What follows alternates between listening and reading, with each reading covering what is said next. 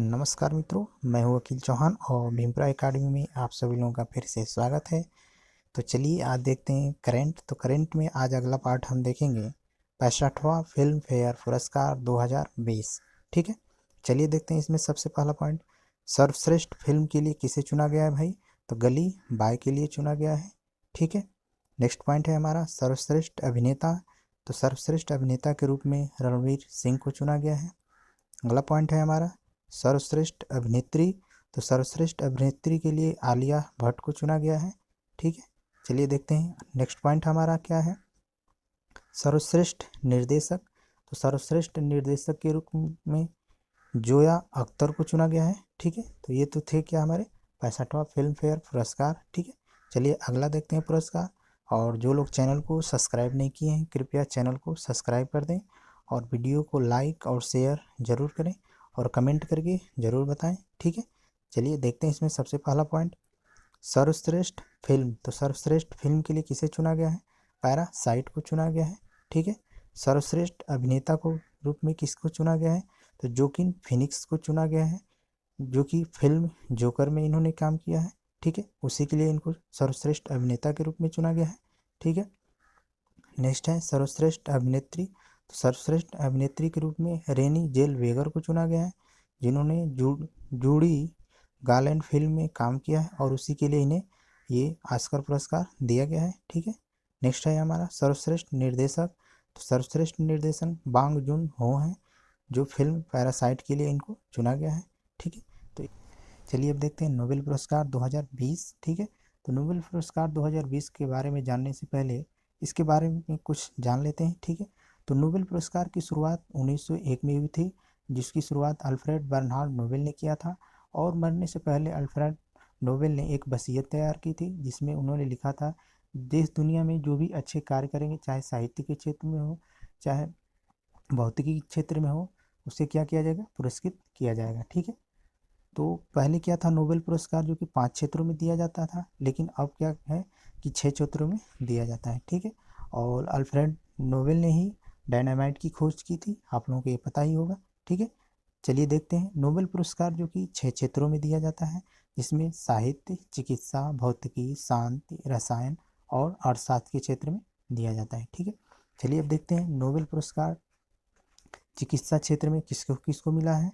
ठीक है, तो चिकित्सा क्षेत्र में जो कि 3 लोगों को नोबेल पुरस्कार मिला है, जिसमें पहले हैं माइकल न्यूटन हैं, जो अमेरिका के रहने वाले हैं। दूसरे हैं हार्वे हाल्टन हैं, ये भी अमेरिका के रहने वाले हैं। और तीसरे हैं चार्ल्स एम राइज, जो ब्रिटेन के रहने वाले हैं। तीनों वैज्ञानिकों ने जो कि हेपेटाइटिस सी की खोज की है।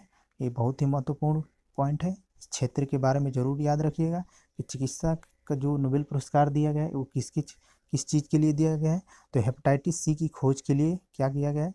चिकित्सा का नोबेल पुरस्कार दिया गया है। ठीक है, चलिए अब देखते हैं भौतिकी में किसको किसको नोबेल पुरस्कार मिला है। तो भौतिकी में भी 3 लोगों को नोबेल पुरस्कार मिला है। ठीक है, जिसमें पहले हैं रोजर पेनरोसे हैं, जो ब्रिटेन के रहने वाले हैं।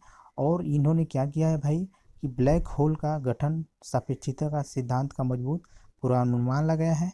इसी के लिए इनको क्या किया गया? भौतिकी का नोबेल पुरस्कार दिया गया है। तो भौतिकी के नोबेल पुरस्कार में 50% इसको इनको मिलेंगे। ठीक है, और जो 50% बचेंगे, 2 वैज्ञानिकों को उसमें से 25-25% बंटवारा किया जाएगा। ठीक है, चलिए देखते हैं दूसरे नंबर पे हैं रिनहाल्ड गेजेल हैं, जो जर्मनी के रहने वाले हैं। और तीसरे हैं एंड्रिया घेज, ये अमेरिका के रहने वाले हैं। ठीक है, तो ये क्या है, इन दोनों वैज्ञानिकों को जो कि आकाशगंगा के केंद्र में सुपर मैसिव कॉम्पैक्ट ऑब्जेक्ट के लिए दिया गया है। ठीक है, तो ये दो जो वैज्ञानिक हैं, ये जो कि भौतिकी में 25-25% के हकदार होंगे। ठीक है, चलिए अब देखते हैं साहित्य के क्षेत्र में नोबेल पुरस्कार किसको दिया गया है। तो साहित्य के क्षेत्र में लुइस ग्लिक को दिया गया है, जो अमेरिका की रहने वाली हैं।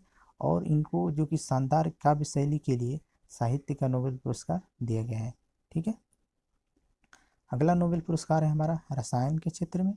तो रसायन के क्षेत्र में 2 वैज्ञानिकों को नोबेल पुरस्कार दिया गया है, जिसमें एमिनुएल चारपेटियर हैं, जो फ्रांस के रहने वाले हैं। और दूसरे हैं जेनिफियर, जो अमेरिका के रहने वाले हैं। ठीक है, और इन्होंने क्या किया है? जीनोम एडिटिंग के लिए एक विधि का विकास किया है। इसी के लिए इनको क्या किया गया? रसायन का नोबेल पुरस्कार दिया गया है। ठीक है, पांचवा है हमारा नोबेल पीस प्राइज। तो नोबेल पीस प्राइज जो कि अगर क्षेत्र की बात की जाए तो ये शांति चाहे अच्छे कार्य के लिए ये क्या किया जाता है, नोबेल पीस प्राइज दिया जाता है। ठीक है, तो इस बार जो कि नोबेल पीस प्राइज जो कि विश्व खाद्य कार्यक्रम को दिया गया है, यानी वर्ल्ड फूड प्रोग्राम को दिया गया है। ठीक है, तो चलिए विश्व खाद्य कार्यक्रम के बारे में कुछ जान लेते हैं। विश्व खाद्य कार्यक्रम की स्थापना 1961 में हुई थी, जो ये क्या है, यूएन की एक शाखा है। ठीक है, और विश्व खाद्य कार्यक्रम का मुख्य उद्देश्य यही है कि दुनिया भर में कोई भी व्यक्ति अगर भूखमरी से मर रहा है तो उसी को क्या करना है, इसको बचाना है। ठीक है, तो ये क्या किया है कि भाई विश्व खाद्य कार्यक्रम ने भूखमरी के खिलाफ वैश्विक जंग लड़ने के लिए इसने किया गया है 10 करोड़ लोगों की ये क्या की है, मदद की है। ठीक है, यानी 10 करोड़ लोगों को जो भूखमरी से मर रहे थे उसी को इन्होंने क्या किया है, बचाया है। ठीक है, और विश्व खाद्य कार्यक्रम का अगर मुख्यालय की बात की जाए तो इसका मुख्यालय रोम है। ठीक है, यानी इटली। चलिए अब देखते हैं लास्ट है हमारा अर्थशास्त्र के क्षेत्र में। ठीक है, तो अर्थशास्त्र के क्षेत्र में नोबेल पुरस्कार पहली बार 1969 ईस्वी में दिया गया था। ठीक है, अर्थशास्त्र के क्षेत्र में नोबेल पुरस्कार 2020 में 2 लोगों को दिया गया है। पहले हैं पॉल मिलग्रोम हैं जो अमेरिका के रहने वाले, दूसरे हैं रॉबर्ट विल्सन जो अमेरिका के रहने वाले हैं। ठीक है, और इन लोगों को नीलामी सिद्धांत में सुधार और नीलामी के नए तरीकों के आविष्कार के लिए अर्थशास्त्र 2020 का नोबेल पुरस्कार दिया गया है। ठीक है, तो ये तो ठीक है हमारे मित्रों, पुरस्कार से रिलेटेड करेंट अफेयर्स। ठीक है, और जो लोग चैनल को सब्सक्राइब नहीं किए हैं कृपया चैनल को सब्सक्राइब कर लें और वीडियो को लाइक और शेयर ज़रूर करें और कमेंट करके ज़रूर बताएं। ठीक है, मिलते हैं नेक्स्ट वीडियो में। Thank you.